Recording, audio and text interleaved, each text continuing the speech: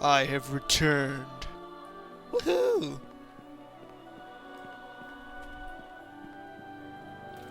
Rest? Don't know why, just rest, because we'll probably have to do it later anyway. Later. That's what I said. Later. I am not a very good speaker. Okay. Where do I have to go? That away? Right away. That away.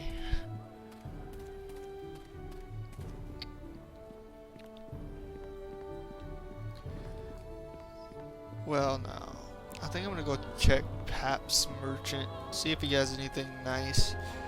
I doubt it. I think he's a crafting merchant, so you know what? I'm not even gonna waste my time.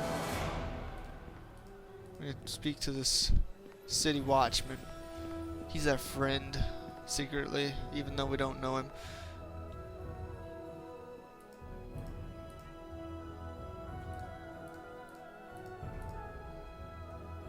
Alright, we're cool. We get to go in. But we gotta be escorted.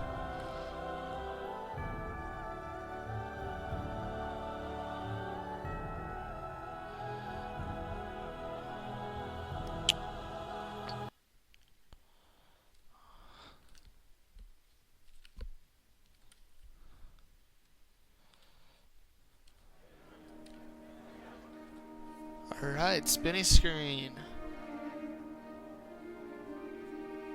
Aldenon, some about Aldenon.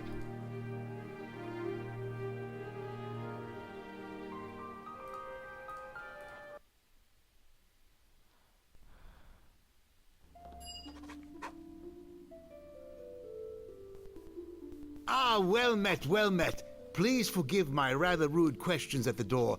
I would never intentionally stand in the way of the city watch. Well, unless there was nowhere else left to stand, really. But that wouldn't happen unless there was a flood. I must confess, normally I'm rather, well, reclusive. Not that I dislike people, mind you. Quite the contrary. But lately, with all the troubles, a murderer on the loose and young nobles sneaking around up to who knows what, I've had to place wards around my home.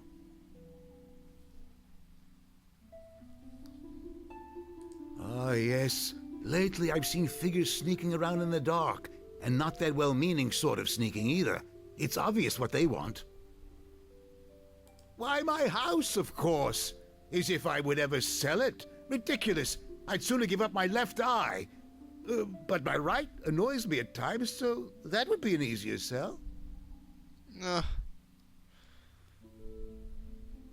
In any event, back when I first settled in Neverwinter, my humble abode was on the outskirts of Black Lake, bordering acres of untouched wilderness. Now, with Neverwinter being rebuilt, following all that plague nonsense, my property went from the periphery to being right on the main thoroughfare of the rich part of Neverwinter. All the nobility wants to live in Black Lake, but there's no more room, so lately they've been trying various ways to convince me to sell my land.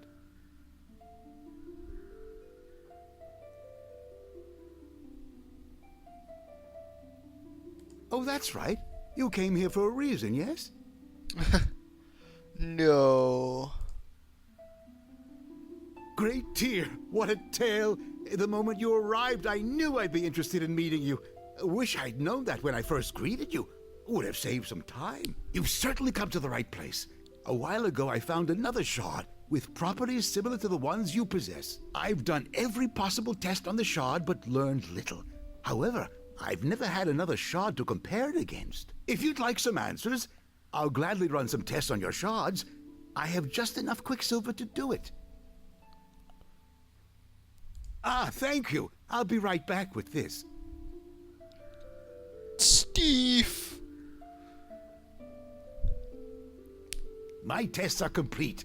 With another shard to use as a comparison, well, I learned quite a bit. Quite a lot, actually. It appears these shards contain latent magical energy, either caused by a strong enchantment from when they were whole or from their method of destruction. Furthermore, the shards resonate when they are brought together, increasing their magical energy output accordingly. These shards are pieces of a broken Githyanki silver sword. Are you familiar with the Githyanki? The Githyanki are a race of beings that dwell on the astral plane, led by Vlakith, the Lich Queen.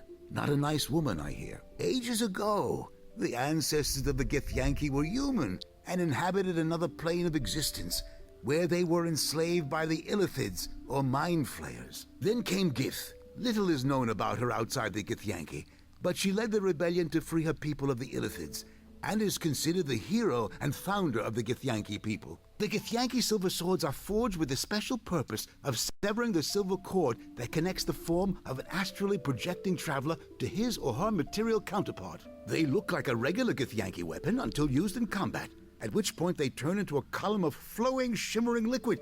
Really quite amazing, I'm told. I believe the shards that you have found are pieces of one of these silver swords.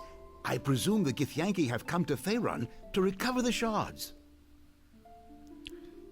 Well, I guess you guys want to hear about this. I hope you do, because this is going to be long.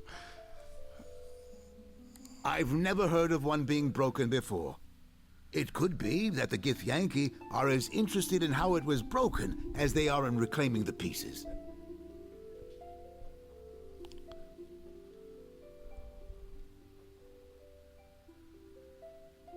Common Githyanki would not possess a silver sword. These swords are rare and highly prized. They are given by the Lich Queen to only the greatest of Githyanki knights. When one of their silver swords falls into the hands of a non-Githyanki, they will go to extraordinary lengths to recover it. Okay, I'm going to start to cut to the chase here. Obviously, you'd first need more of the shards, wouldn't you? Between us, we have perhaps enough metal for a hairpin. And once enough had been gathered, well, I really don't know what the next step would be. A large hammer and hot coals, perhaps? I'm really not much of a blacksmith.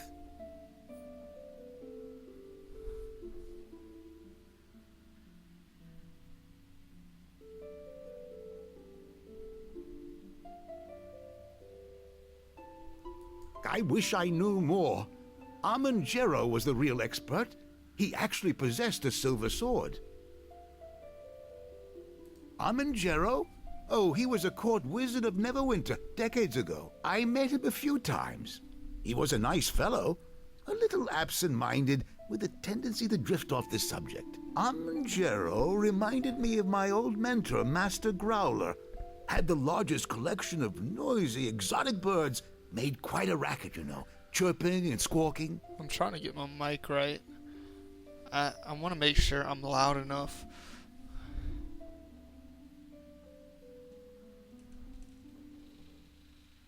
I have no idea.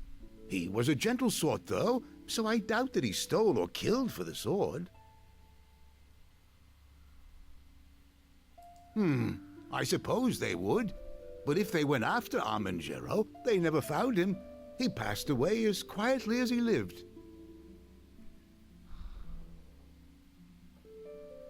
Well, he's dead now, so I'm not sure finding him will help you much.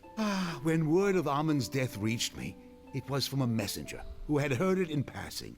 The nobles who ruled Neverwinter at the time must have assumed I would simply know if another scholar passed away, for they had not mentioned it to me. It was almost an afterthought. I learned later that it was partly due to what Amon's family wanted, and what had been requested by the deceased, to enter life quietly and to leave it the same way. It is sad in this age when the passing of a humble scholar and indistinct court wizard barely warrants a footnote in history. It makes me wonder, will anyone remember me when I'm gone? Nope. That's kind of you to say, but unlike Amon-Jero, I will not be survived by any family.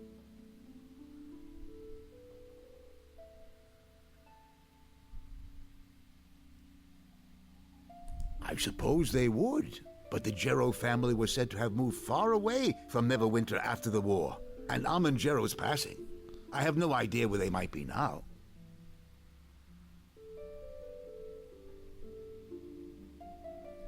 Well, there is Jero's Haven. I suppose you could try looking there. It was a private retreat of some sort, where he went for solitude. I know it exists, but I don't know where. I suspect that the Neverwinter archives here in Blacklake would have its location. They typically keep noble family records in the secured archives, They don't allow just anyone to access them, though. I petitioned to be allowed to peruse the secured archives, but I was denied because, well, some silly misunderstanding regarding misplaced books that somehow ended up in my possession. Yeah, okay.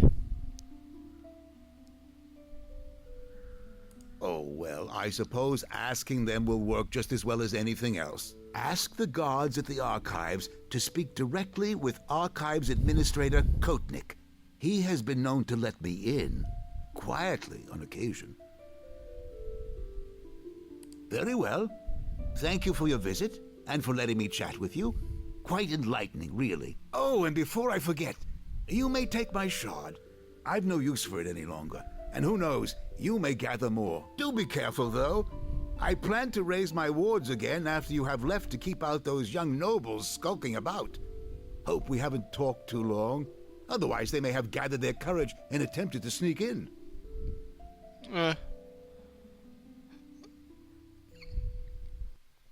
He's absolutely out of his mind. You never know what he says, if it's true or not.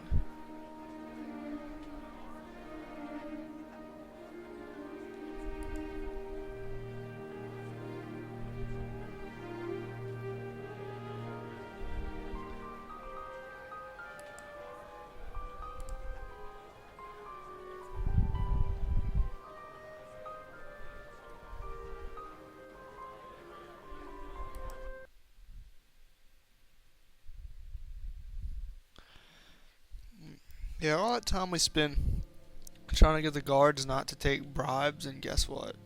I just gave him a bribe.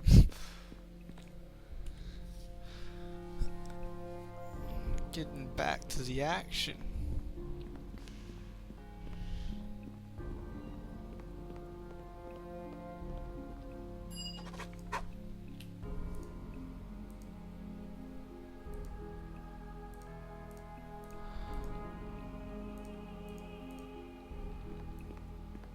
Okay, I need to go help this person.